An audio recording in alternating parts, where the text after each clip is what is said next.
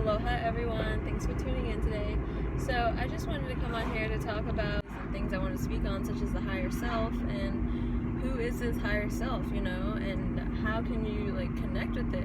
So for the longest time I didn't even know it was a term. I just knew this part of myself was the divine form of myself, and every time I'm working in that, how my higher self would move in the present moment in time, then I would subconsciously congratulate myself. But if I did anything that my higher self would not approve of, I would do things where my soul would get dissociated from my body, and that was intentionally. So this is one of the shadow work things that I was working on, is letting my higher self feel at home in this body all the time and not dissociating, because you're able to see from a higher perspective that this is exactly what you need to be going through at that time. And that is what you just allow to lead you, because you still have to go through certain experiences to resolve karma and stuff too, So that's Pisces season. It's all about resolving that karma. It's the last sign of the zodiac wheel. It's the death, right before death, and Aries is the birth, so the rebirth. So there's always this observer that's your soul, right? Because your soul isn't fully in the body when you think about it, and so there's this part of the soul that is higher than the physical dimension, and it's the observer of your situation. So every time you do something that, for example, the mind or your conscious self might think is not aligned with your higher self, anytime you do something with guilt, anytime you do something with shame, or you feel like something that you're doing isn't something that you should be doing, anytime you feel like that, you subconsciously plant a program in you, really. So anytime you feel like you do something that isn't in your most aligned purpose, or you feel a certain way about it, then that is actually what is causing blockages in your chakras, because guilt and shame block the sacral and the solar plexus chakra. And how can you even bring it to the heart and the higher chakras fully, completely, you at your highest potential,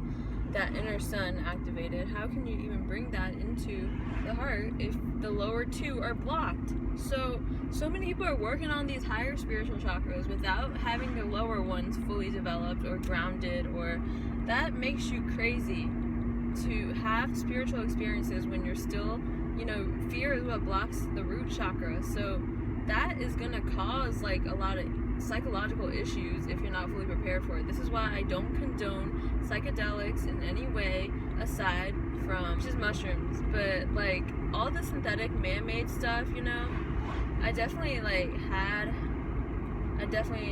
had my fair share of those experiences, and it's just something that I don't think I ever need to do for the rest of my life. I'm talking about Lucy or Molly.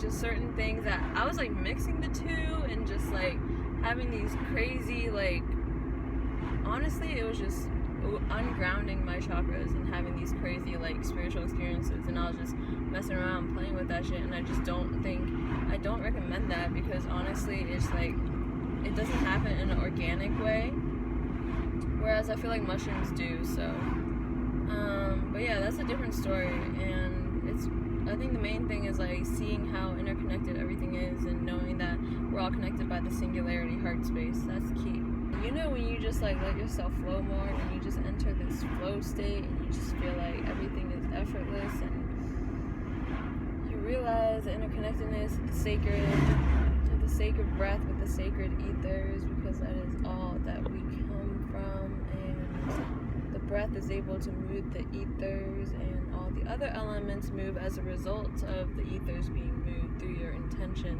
Therefore, we are benders of all the elements, and the physical reality is a mutable reality. That is what Pisces mutable water season is. So I hope everybody finds that peace of mind during the day, and carry it with them, and live in their utmost, highest vibrational truth. And so shall it be, and so it is. Thank you.